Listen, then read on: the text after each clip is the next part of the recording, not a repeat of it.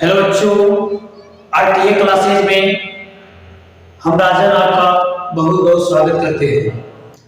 देखिए, आज हम लोग सामाजिक विज्ञान के इतिहास विषय को पढ़ने वाले हैं।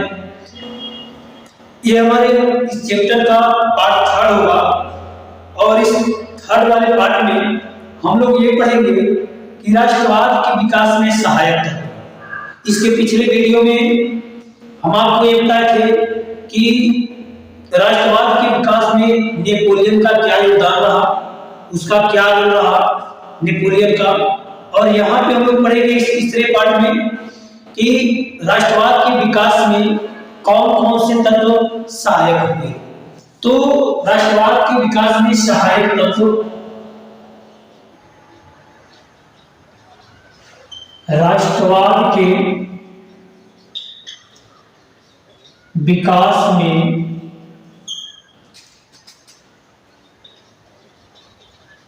सहायक तत्व,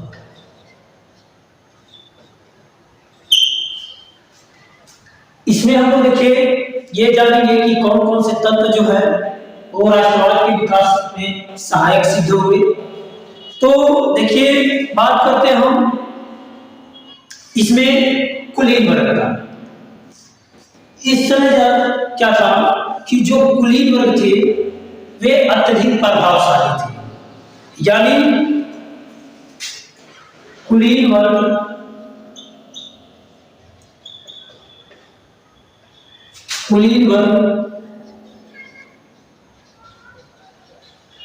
राजनीतिक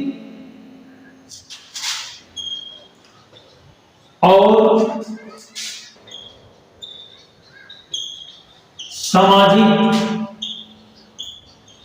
रूप से अत्यंत प्रभावशाली। देखिए, कुलीन वर्ग जो थे वे राजनीतिक और सामाजिक रूप से अत्यंत प्रभावशाली थे और जमीन का अधिकांश जो भाग होता था उस पर इनका नियंत्रण होता था, यानी कुलीन वर्ग का नियंत्रण होता था। इनके पास बड़ी बड़ी जागीरें होती थी। जागीर का मतलब बहुत बहुत बड़ा बड़ा इलाका होता था जिस पर इन कुलीन वर्ग का नियंत्रण होता था। और कुलीन वर्ग के जो लोग थे वे बड़े बड़े हवेलियों में रहते थे और ये लोग अपने शक्ति के बल पे जो ग्रामीण क्षेत्र के लोग होते थे, किसान होते थे, उनसे ये लोग खेती करवाते थे और मन में आया तो मजदूरी दिए और मन में आया तो मजदूरी नहीं दी। इस तरीके से इन लोगों का समाज पर प्रभाव था। और ये जो कुलीन वर्ग के लोग थे ये फ्रेंच भाषा बोलते थे। फ्रेंच भाषा, कौन सी भाषा बोलते थे बच्चों? तो फ्रेंच भाषा बोलते थे। और इनकी संख्या जो थी उतनी नहीं थी, यानी संख्या में लोग कम थे, लेकिन फिर भी ये लोग अत्यंत प्रभावशाली थे। कारण क्या है? तो कारण ये है कि ये लोग यानी एक दूसरे से रिश्ते के द्वारा बधे होते थे। यानी किसी ने किसी के घर अपना बेटी ब्याह रखा है, किसी ने किसी के घर अपना बेटा ब्याह रखा है। इस तरीके से जितने भी कुलीन थे, कुलीन वर्ग के लोग, वे सभी लोग आपस में एक दूसरे से जुड़े हुए थे, एक दूसरे से रिश्ते के रूप में बंधे हुए थे। इसलिए इनका जो प्रभाव था वो अधिक होता था। और ये लोग फ्रेंच भाषा बोलते थे। यानी धीरे धीरे 18वीं और 19वीं शताब्दी में औद्योगिकीकरण का विकास हुआ, जिसका व्यापार और वाणिज्य पर भी प्रभाव पड़ा। ऐसे में क्या हुआ कि जो गरीब किसान मजदूर होते थे उसमें से कुछ ऐसे लोग थे जो समझदार थे, तो उन लोगों ने क्या किया, अपने बच्चे को पढ़ाया लिखाया।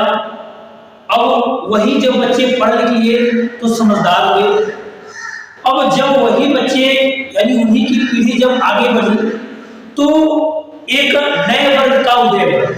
यानी अब कुलीन वर्ग के बाद वो है एक नया वर्ग आया।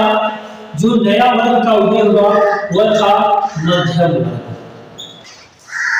कुलीन वर्ग के बाद एक नया वर्ग का उदय हुआ जिसको मध्यम वर्ग कहा गया। अब इस मध्यम वर्ग में थे कौन? तो वही जो किसान थे, जो थोड़े समझदार थे, जिन्होंने अपने बाल बच्चे को पढ़ाया, तो वही लोग जो थे इस मध्यम वर्ग की श्रेणी में आए। यानी ऐसे में जो कुलीन वर्ग में मध्यम वर्ग था, इसमें डॉक्टर, वकील,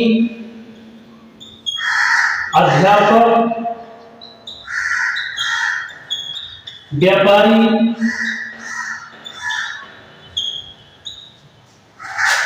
पूंजीपति,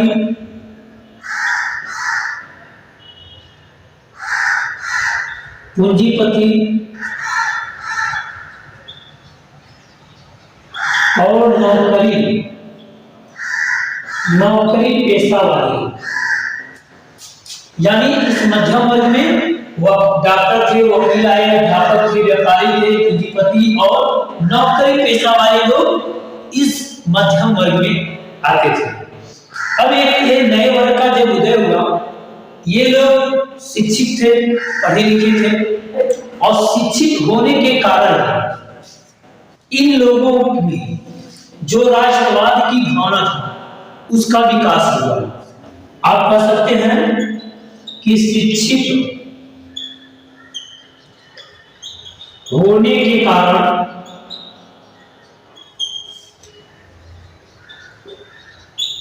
इस वर्ग में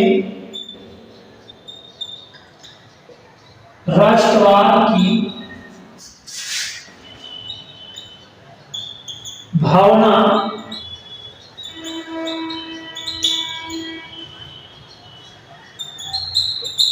विकसित हुआ। यानी ये लोग जो थे ये सोचे कि जैसे हमारे बाप दादा को ये जो कुलीन वर्ग थे हमेशा से सताए आ रहे हैं, हमेशा से सता रहे हैं, तो अब हम लोग ऐसा कुछ करें कि जिससे ये जो कुलीन वर्ग का जो प्रभाव है वो खत्म हो जाए। तो जैसे अगर मान लीजिए कोई पढ़ा लिखा इंसान है, अगर उसकी आप बेइज्जती करेंगे, उसकी निंदा करेंगे तो सहन नहीं करेगा। अब वही चीजें यहाँ भी थी कि जो ये मध्यम वर्गों का जो नया वर्ग मध्यम वर्गों का उदय हुआ, अब जो ये कुलीन वर्ग हमेशा से इनके पिछली पीढ़ी को सताते आ रहे हैं, तो ये लोग नहीं चाहते हैं कि हम लोग को भी सताएं। अब ये लोग चाहते हैं कि इन जो लोग का जो कुलीन वर्गों का जो प्रभाव है, हम लोग क्या करें कि इनका प्रभाव खत्म हो जाए। तो इसके लिए इन लोगों ने क्या किया, राष्ट्रवाद के विकास में अपना योगदान दिया, और शिक्षित होने के कारण ही इस वर्ग में राष्ट्रवाद की भावना का विकास भी हुआ। और फ्रांस की क्रांति, यानी फ्रांस की क्रांति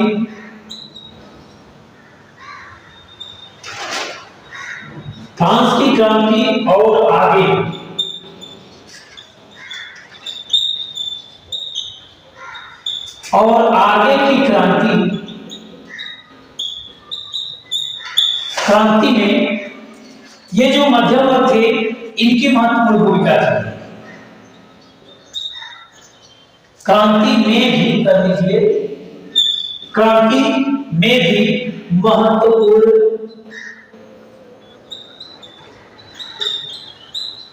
भूमिका। यानी ये जो मध्यम वर्ग के लोग थे, ये फ्रांस के साथ साथ जितने भी आगे क्रांतियां हुई हैं उसमें इनकी महत्वपूर्ण भूमिका रही है। अब इसके बाद हम लोग पढ़ेंगे रूमानीवाद। रूमानीवाद को जानने से हम लोग रूमानीवाद क्या होता है।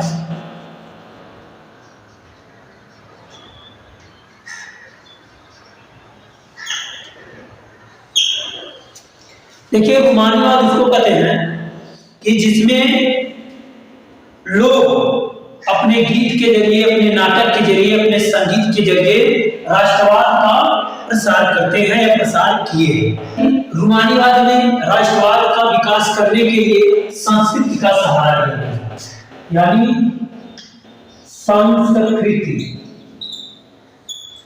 संस्कृति का सहारा। मतलब राष्ट्रवाद के प्रसार के लिए इस रूमानीवाद में संस्कृति का सहारा लिया गया। उसके साथ साथ और क्या किया गया, तो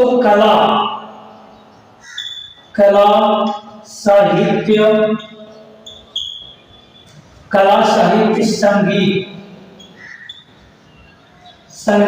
के माध्यम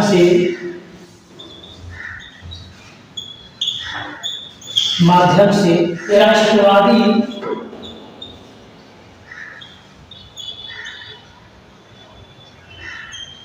भावनाओं को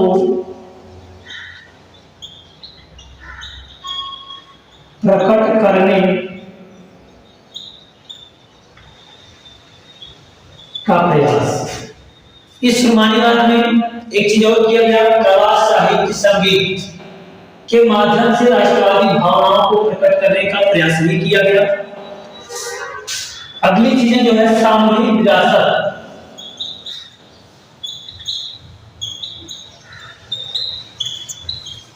और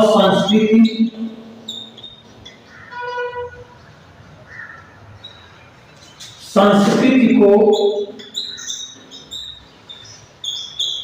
राष्ट्र का आधार बनाने का, देखिए ये यहां तक है, बनाने का प्रयास किया गया।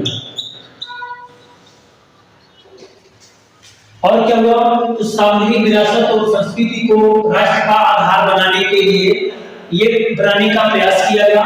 जैसे ये चीजें इसमें किया गया कि जो लोग हैं वो सभी लोग ये समझे, ये सोचे कि हम सभी लोग एक राष्ट्र के हैं, एक देश के हैं, ऐसा लोगों के अंदर भावना आए और इसको यानी इस भावना को विकसित करने के लिए संस्कृति का सहारा लिया गया।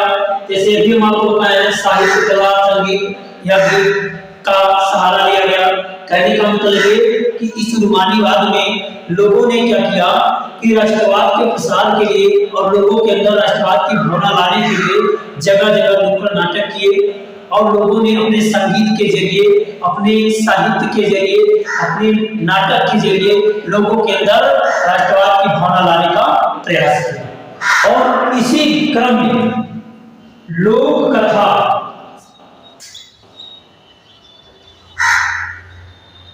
कथाओं का सहारा लेकर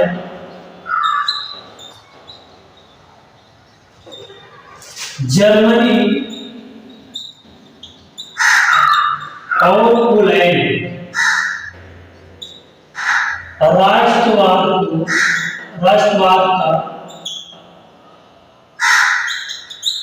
राष्ट्रवाद को बढ़ावा, यानी लोक कथाओं का सहारा लेकर के जर्मनी और पोलैंड में भी राष्ट्रवाद को बढ़ावा दिया गया, राष्ट्रवाद का प्रसार किया गया।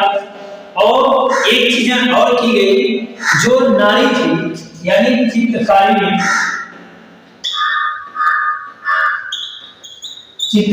में नारी को राष्ट्रवाद के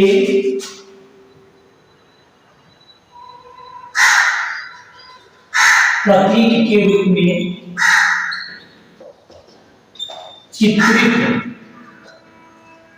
चित्रित किया गया। और क्या किया गया, देखिए राष्ट्रवाद को बढ़ावा, ये तो हो गया। अगली चीजें ये किया गया कि चित्रकारी में नारी को राष्ट्रवाद के प्रतीक के रूप में चित्रित किया गया। जैसे अगर इसका एग्जाम्पल आपको बताया तो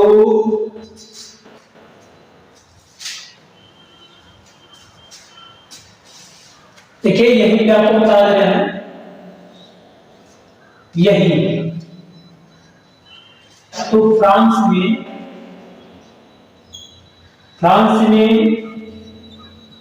मारियान और जर्मनी में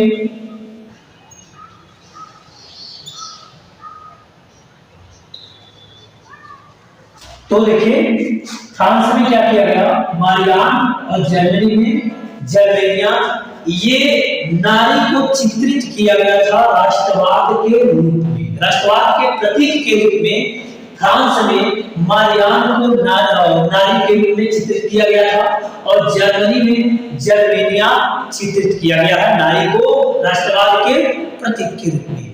इस प्रकार से ये राष्ट्रवाद के विकास में सहायक तत्व थे।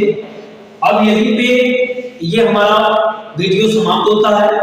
आगे का जो इसके आगे जो हमको है पढ़ना है उसको हम आपको अगले वीडियो में बताएंगे। बाकी अगर आप चैनल पे नए हो तो चैनल को सब्सक्राइब कीजिए, लाइक कीजिए, शेयर कीजिए, ताकि हमारे चैनल के माध्यम से कोई भी नया वीडियो अपलोड किया जाए तो वीडियो सबसे पहले आपको मिले। इसलिए हमारे चैनल को सब्सक्राइब कीजिए।